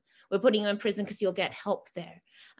We're locking you in this treatment center through drug court because we know better for you than you know for yourself. Like, we're going to force you into treatment because you can't possibly know how to manage your own drug use. Like, we can't imagine a place where you could be a drug user who does not want treatment. Or like, we can't imagine the idea of healthy drug use or just somebody who wants, right? All of these ideas. So I'll stop talking because I know we're running really late. Suhail, go ahead. No, for real though, like you're right, Ella, I don't have like much to add neither, because like on my points that I wanted to address really on the histories of care, I wanted to just touch on like the carceral histories, and like you folks did like a brilliant job unpacking that and talking about that in different ways. And also I wanted to address the fact that like, yeah, this, it's like very like patronizing, like, these like carceral systems are, are very disempowering, they strip people from their own power to manage themselves, like from even the physical aspect of the carceral space. When it comes to, let's say, when we look at the prison, it's very limiting. It's very limiting. I forgot my point that I wanted to make on that, but my mind is racing. But the other thing I wanted to say is that like Elle said, is just the displacement, right? So basically, like if we look at the prison before, the prison used to be somewhere, it didn't exist, it used to be, yeah, they existed sites of confinement, of course, but it was public lynching, you know what I mean? Like public whipping, public public, like whatever, that was the punishment for like stealing an apple at the market because you're too hungry, you know what I mean? Like, so before the prison, but then the people started revolting because they started seeing the state as being the inflictor of pain. Like now, kind of like this moment, kind of people are rising up, like the collective consciousness is kind of like developing to think about these things as being harmful to our society, right? And it is within these moments that, power kind of like takes advantage of these and co-opts these movements and co-opts our struggles in a sense. And yeah, so that's why we have to be careful, because the prison, that's how it started existing, as like a reform to an already like, very violent system, right? So we can't look at it as like a given that already, like always existed, right? The modern prison started existing, when people could not bear watching other human beings be whipped in public for some things. Like, but this is like a very, like, let's say, Eurocentric way to look at the prison, let's say, like this kind of analysis. Like we have to also add to that either dimensions, like race dimensions, and like looking at the prison here on Turtle Island and its deep connections to slavery and other systems that existed and the ongoing colonialism of Turtle Island, right? So, but regardless, it is existing as a reform. So we have to be wary in this moment, not to let ourselves like say, well, we don't want group homes or something. So, instead of doing the revolution, how about we get $250,000 from the government to build a halfway house or something? You know what I mean? Like, please give me a break, Like, are we going to enact real solutions, or are we going to act with the mediocrity of the evil that put us here in the first place, right? With the mediocrity, not of evil, sorry, with the mediocrity of the colonizer, the mediocrity of, of the bureaucrat, who's so fucking like, dissociated from like the reality of the people, nonetheless, they are making decisions for us, So it is like, yeah, it is time to like break all their power, hopefully, you know, building on thousands of years of people that came before us, you know. We can't settle for little grants and stuff, you know what I mean? We have to like strive for like liberation, total liberation of all people.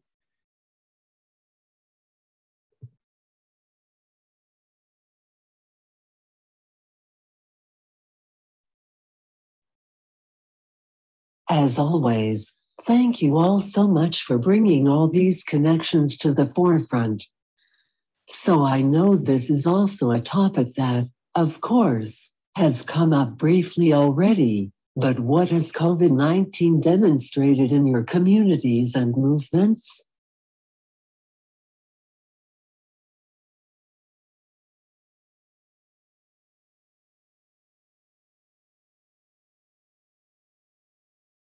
I'll take it. Okay, go. I was going to say I can take this very quickly. The one answer I'll give, I'm trying to move quickly, but we in our first wave, we're now on what, the fourth wave, whatever. In our first wave, our province actually was the leader in releasing people from provincial jail, in that we released 41% of people from provincial jail. Don't worry though, we returned everybody. You know, like it costs $271 to keep people in provincial jail for a day in Nova Scotia. It costs about $125 to put people in like supportive housing with groceries, with like, you know, care on site, like support on site. But, you know, then the government cut all those grants and now everybody's back in jail because that's how we do things. And of course, now we got this massive third wave that's like way worse than our first wave. And they didn't do the same kind of releases. So what I want to say about that though, is that showed we were able to release nearly half of our jail population with like no social impact. Like there was no crime wave. Suddenly people were not running the streets, robbing people and beating people up. So what it should show us is of course what a fiction jail is, right? That we're always told, you know, we need jail because otherwise murderers and rapists will be running the streets. And it's like, yeah, well then we got rid of like half our jail and nothing changed. So the thing I would hope we take from that is that we can decarcerate. It's not an imaginary thing. You know, we often talk about, oh, let's imagine the world. You know, we have to imagine this new world. You know, we're imagining things. And I also want to always say that there's nothing wrong with that language, but I also want to add to it that it's not imaginary, right? That what is actually imaginary is the settler colonial system that imagines that, you know, jails have never worked to reduce crime, but maybe we'll just keep pouring more money into them and like one day it will work. What's imaginary is to believe that you can just, you know, keep saying that the police should show up in like, you know, on wellness calls and on this, and somehow it will magically work if you just give them this little training program or just hire more Black cops or whatever, you know, and it's like, no, it's not going to magically work. Like that is what the magical and imaginary thinking is, that these punishment systems have any purpose, that they keep us safe, that they heal anything, that they hold anyone accountable, that they help our communities. And the non-imaginary is you can get rid of half the people in your jail and it's cheaper and there's no crime wave. So if you can go for half, like why not go for all, you know, like, but so yeah, I think that was important in COVID. I think we've covered a lot of other things. So I don't think I need to give a longer answer than that. I think we've covered, you know, that COVID exposes, if you didn't know, all the like unequal gaps in society even more.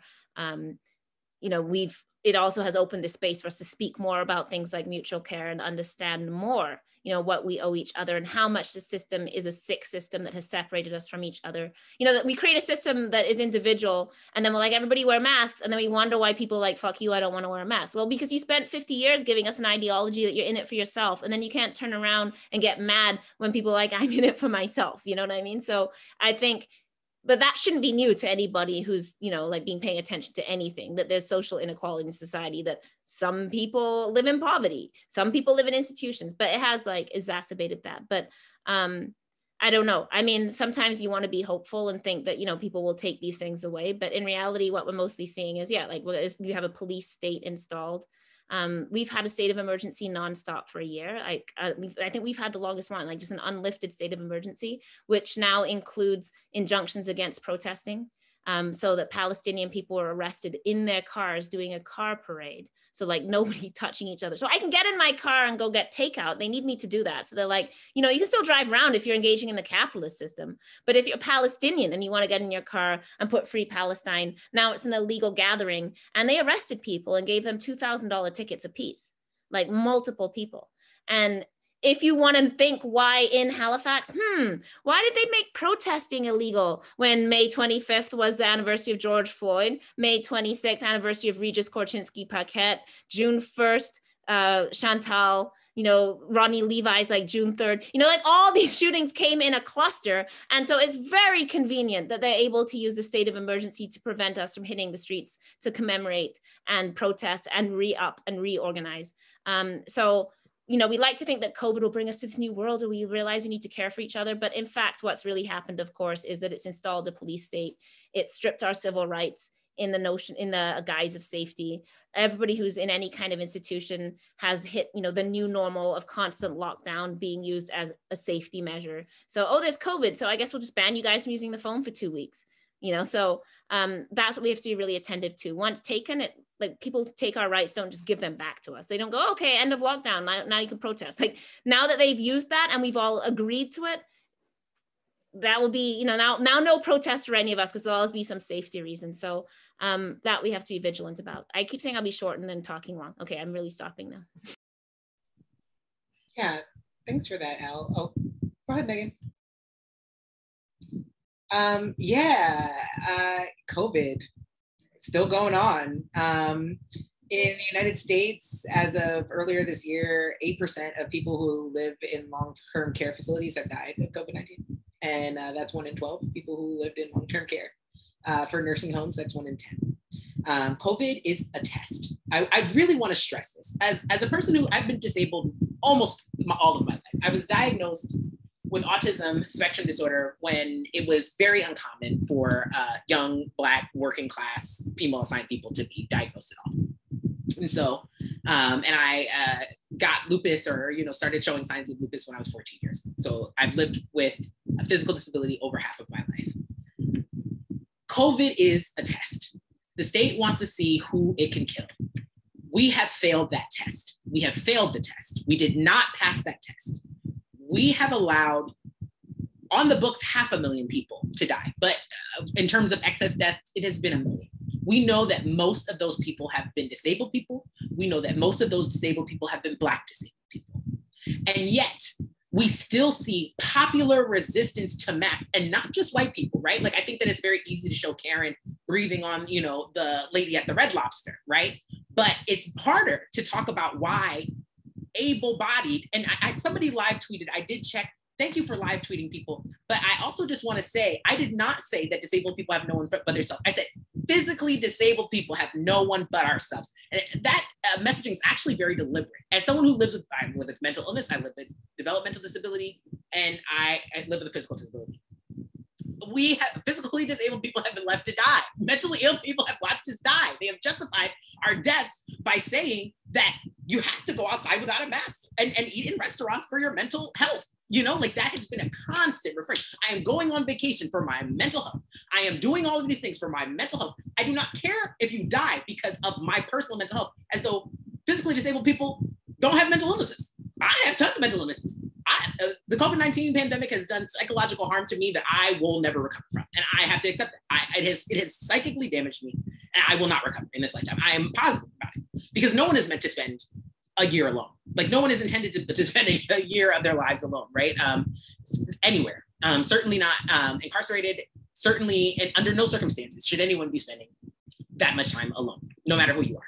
And I think that it's vitally important for the left, and I mean the far left. I mean anarchists, I mean socialists, I mean Marxists, Marxist-Leninists, and all of the corny, played out fighting in between them would have been much better spent thinking about how to feed all the disabled people who could not come outside of our homes. What happened there? I had been doing food not bombs, going to food not bombs since I was a child, walking past those nasty burritos. What I would have done for a nasty burrito, right? Like, like with, 3-week-old yams in it. I can't even tell you, right? Like we were left to fend for ourselves in a community that said we could keep each other safe, and we couldn't. And so what we need, I believe, what I learned from COVID now is that we need to be certain that when the next test of who can be killed in this way comes, that we're able to pass it. It seems like it's going to be migrants at the border, right? Like we know that people are already being, pepper sprayed in cages. That's, pepper spray is an abortifacient. It will kill your baby if you are carrying a child. That is a tear gas as well, like they are abortifacients. And at the same time, I think that those tests are going to come more and more. COVID is a mass disabling event. As much as it is anything else, it has created many, many more disabled people. And many of those people will not necessarily be in the United States immediately eligible for disability. They are going to be forced back into the workplace. And so it is a mass disabling event, a mass killing event, a eugenicist event that has not yet finished. And I don't know that we have time to turn it around, but I do think that all we can do is remember that when projects like this start, that disabled people are generally targeted first, because we make an excellent test population for how many people who are more desired within society can be killed. And the left, the right, everyone has failed this test. That was amazing. Thank you for saying so much of that, all of that. It was really, really impactful. And yes, the test that we've failed. And I think like a huge part of this is, and is when we never imagined that we could get our elders out of long-term care. There was never a movement to get people out of long-term care. There was never a movement to get people out of group homes where they were going to die. There has been a movement to get people out of shelters for generations, and it continues. And we have the resources to do it. We could have gotten people out of group homes. We could have gotten people out of long-term care institutions. And we made the decision that we were going to continue to invest and rely on these systems. We did not expand access to home care. We did not expand access to familial supports. We did not expand access to services. Instead, we contracted them. We made them smaller. And so more and more people, as opposed to less people, were being forcibly institutionalized. And when I say forcibly, I mean, of course, are either sent to institutions from prisons or psychiatric institutions, or forcibly through our system of poverty. So, I mean, we didn't even set out to protect disabled people or to protect our elders. That has never been the intention, and that has never been part of the movement. If we look at the long-term care movement, why don't they ever talk about long-term care residents? They never mention it. We're seeing an entire movement that's talking about expanding doctor and nurse pay and not talking about how 3,900 disabled people live in long-term care that are under 55. They don't talk about how long-term care has its own solitary confinement cells. They don't talk about how people are forcibly confined to their rooms for weeks at a time, So I think that we failed both in our imaginary in creating an alternative to these institutions during COVID before this. But I mean, I'm so frustrated because I can't even find out how many disabled people have died. I cannot find out how many people in group homes have died, how many people in psych units have died. We don't know this number because they don't want to tell us. They forcefully obfuscate this information so that they can say, we don't know. This is the best that we have. This is a great system. This is what we've evolved towards, this group home. This is our final peak. But we know, like the Participation House, a large scale group home, was one of the first institutions to have outbreaks. Why weren't we clamoring at that point? Why weren't we looking at group homes and being like, we need to shut this shit down because we have the ability to? Instead, we decided that we were going to continue to not protect these people. So many of these group homes, because they're not considered healthcare, didn't even have access to masks in the first wave, didn't have access to any sanitary products. If you have 170 people in a bathroom, a single stall bathroom, what are you supposed to do? And so, I mean, I think that COVID-19, I hope, has brought a reckoning for these systems, because for so long, I think we pretended that we won this fight.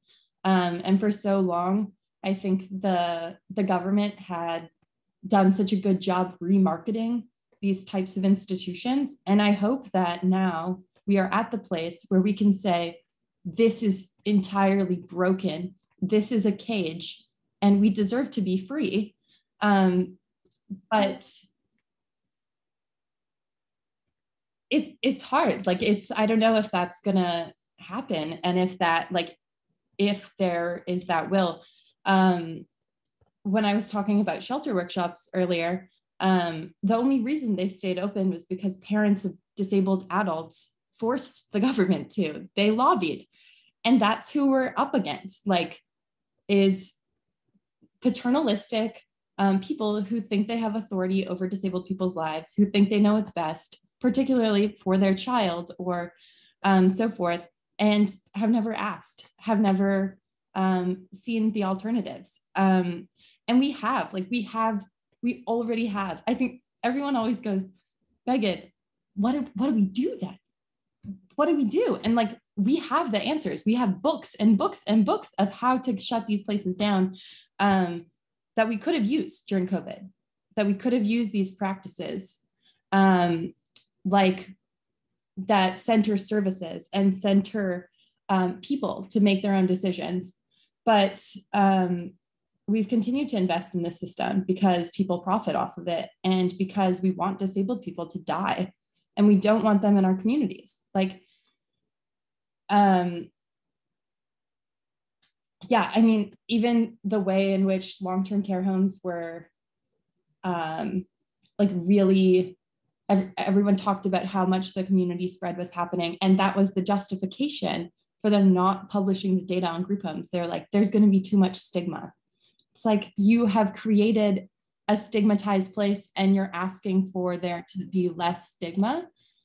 And you're going to use that as a justification for that.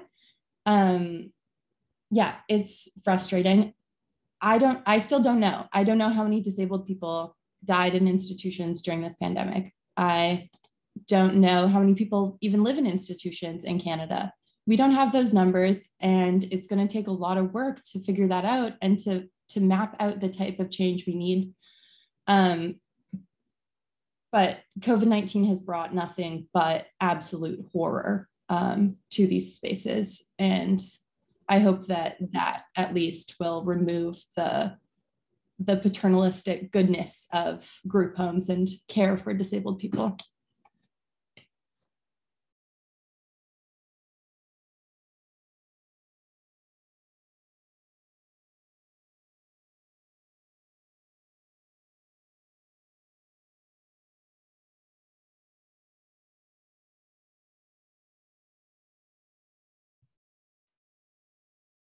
So throughout this evening, we've covered an incredible scope of our current circumstances and how we got here, bringing in really important analyses of capitalism, settler colonialism, imperialism, and anti-Blackness and white supremacy. Finally, I want to ask Ben, what does real care work look or feel like to you? How do we envision and act out care outside of and without carceral practices and systems?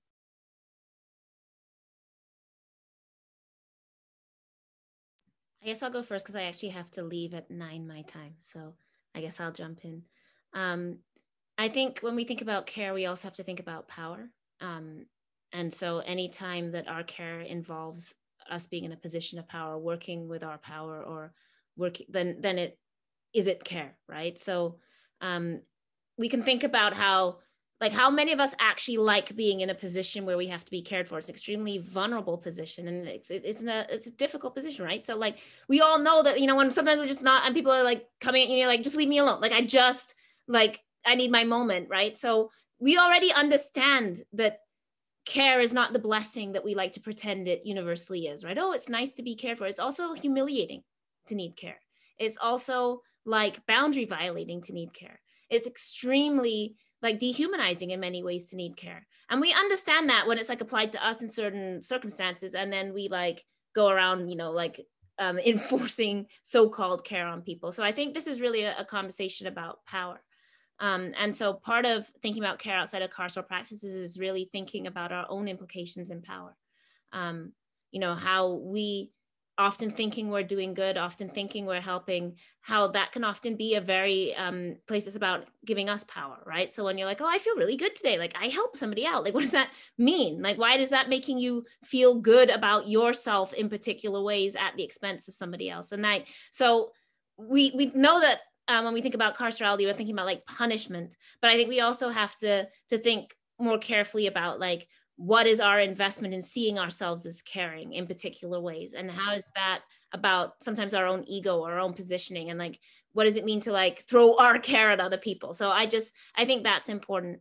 When I think about what care looks like, I think about, you know, recently we were seeing, you know, the guy that lied under the van for 8 hours when deportations were happening so the community had time to gather, you know, and form a shield. That is care, you know, like care is taking place all over the place in like, you know, I think of Fatuma Abdi, like Abdul Abdi's sister who fought so hard against his deportation, and just what that kind of radical love looked like for this woman facing so many systems herself, without citizenship herself, with child welfare up in her shit, what it meant for her to say, I will do whatever I can do for my brother and not stop, and to continue in the circumstances that she's in, to like identify and fight for people who are being deported, you know. And I think of that kind of care that Fatuma shows constantly, with no regard for her own risk and danger, because like that love that she has and that shared experience. I think about what it means when we truly work together, when we don't, and there's no sometimes good words for what we're talking about. So we tend to talk about like the work, or I work with, which already has a kind of like it's very capitalist, like this idea that like it's labor, like, you know, like we can't even get out of the frames in the way that we talk about our language. But I think when, you know, when we actually find ourselves truly through all these difficulties, like there's no more of a profound experience than when people have walked together through something. I shouldn't say walk together, that's actually ableist, sorry. When people have been together through something, and the love, the profound kind of love that you feel for each other, when, you know, you've gone through something together, and how those bonds are created.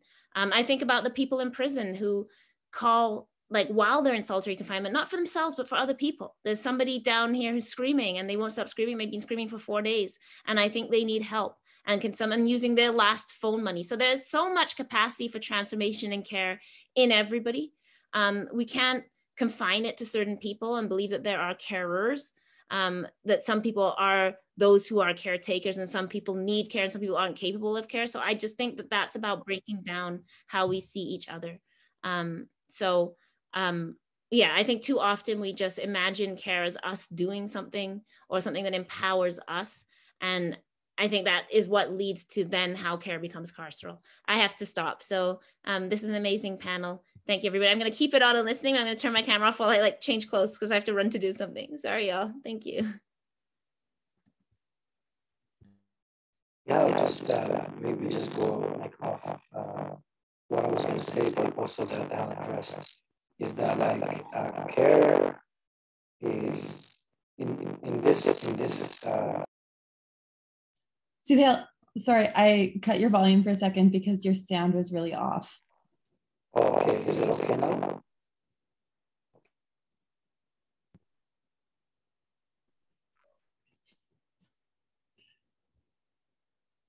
Oh, okay. I guess I can go now that I have unmuted myself.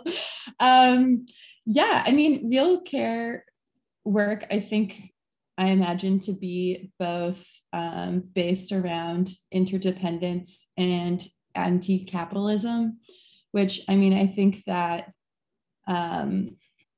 we often think about care work exclusively within the frame of labor. But if we begin thinking about it as care that we are sharing with other people, and as a beautiful part of our interconnection. I don't think that that care has to be something that I think that care has been stigmatized to be something that means that you are less than for requiring it. But receiving care, I think, is something that we also need to radically rethink, because it can be a beautiful, wonderful, dignity providing system as opposed to dignity removing. But I mean, I think a lot about who's unionized within these spaces, because I think often the left's answer is mass unionization.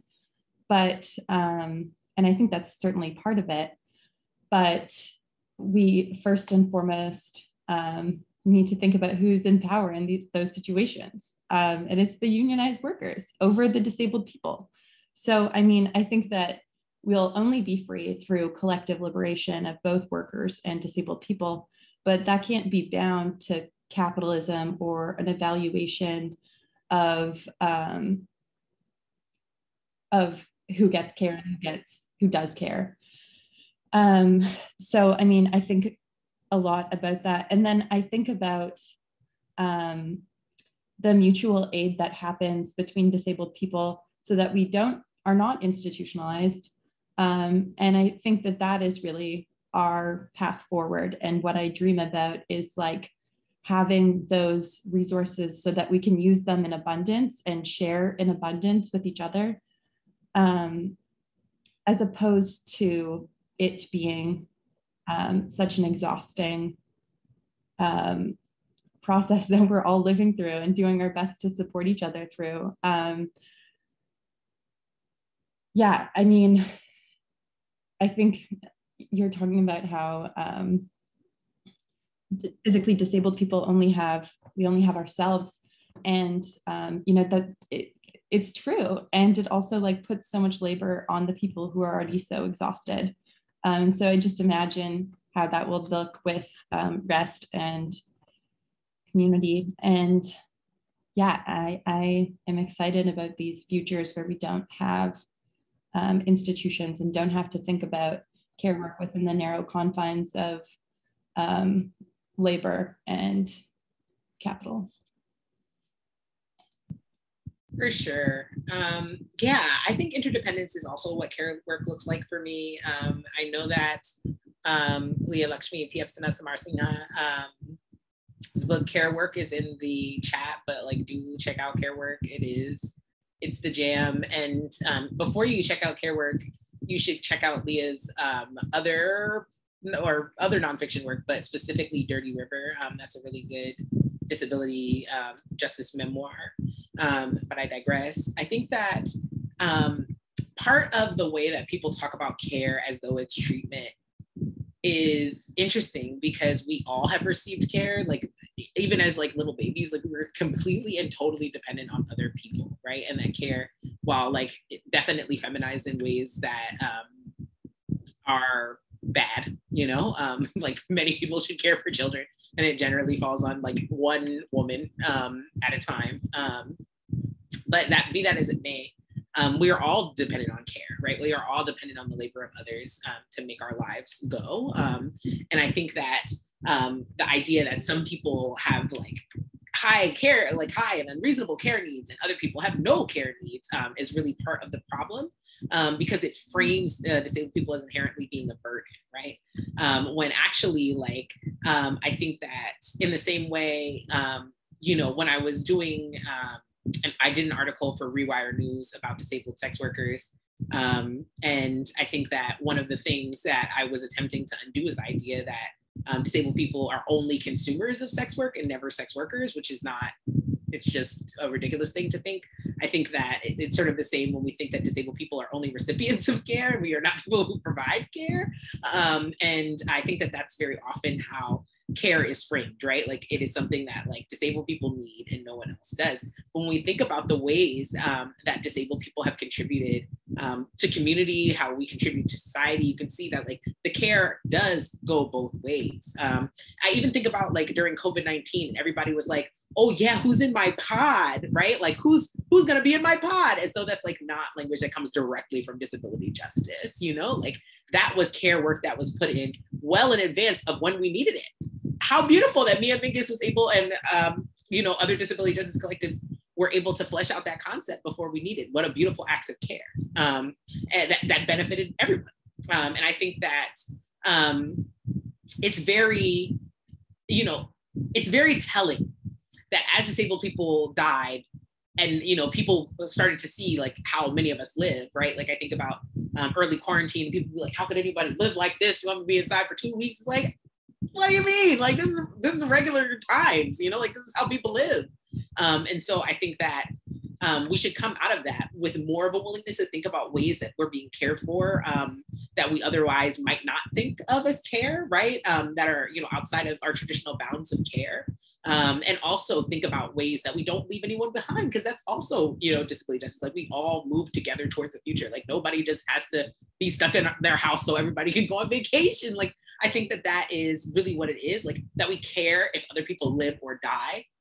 That's a really basic way I'd like to see real care work going, that like other people dying early death. Because when I say it, like people are just like, oh, well, you know, like people are gonna die, haha, whatever.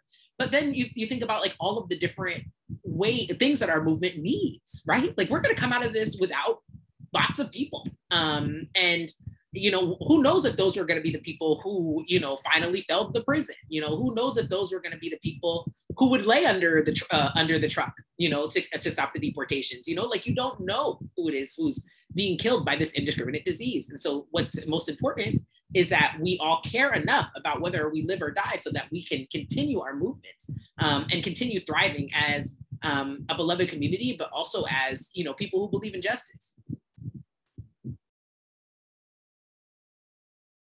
Yeah, and I'm so grateful for all your words of wisdom, folks. I just wanted to maybe just like not add, but just like explicitly like stated, like you folks already done so, that care work like is an anti-state mission, you know.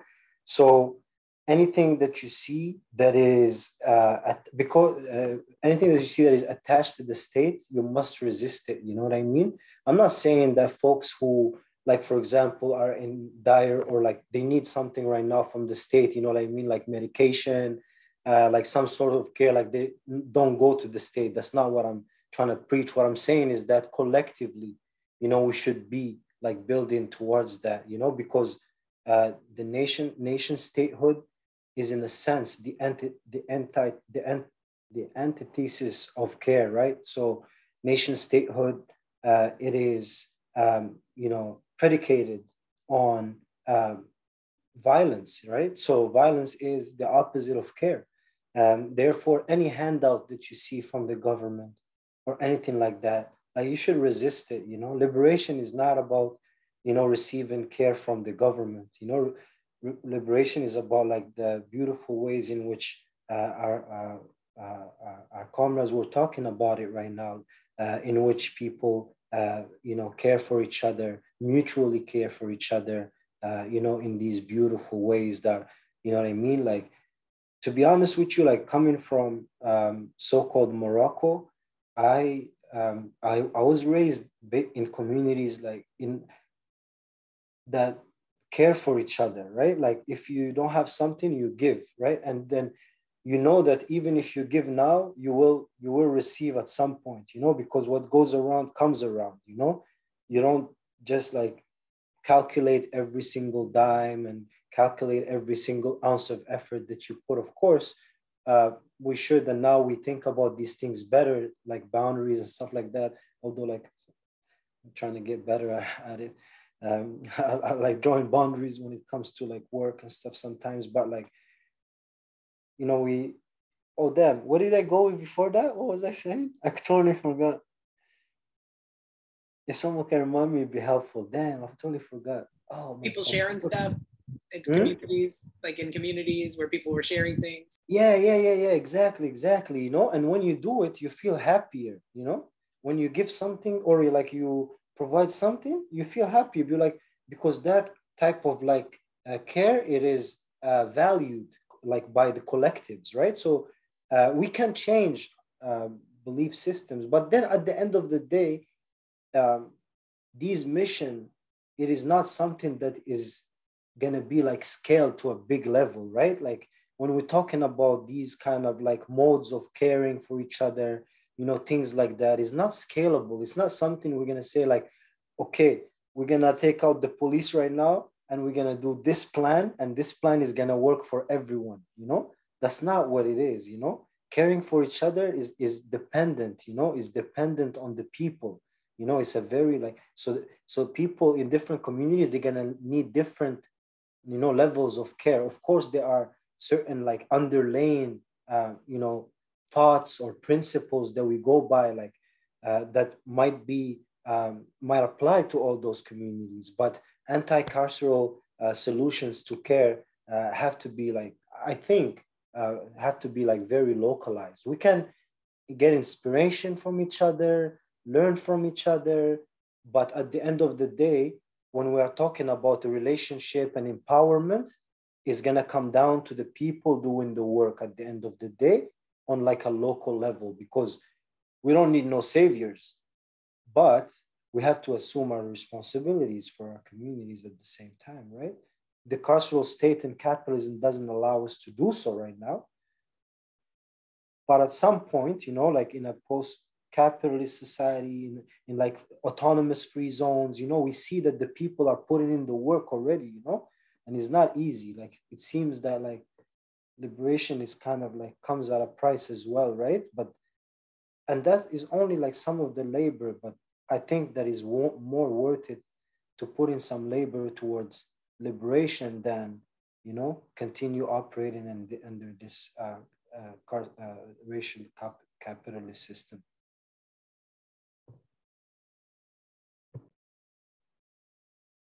Unfortunately, we do have to bring things to an end now, and I'm really sorry to the people in the chat who might have questions we can't get to.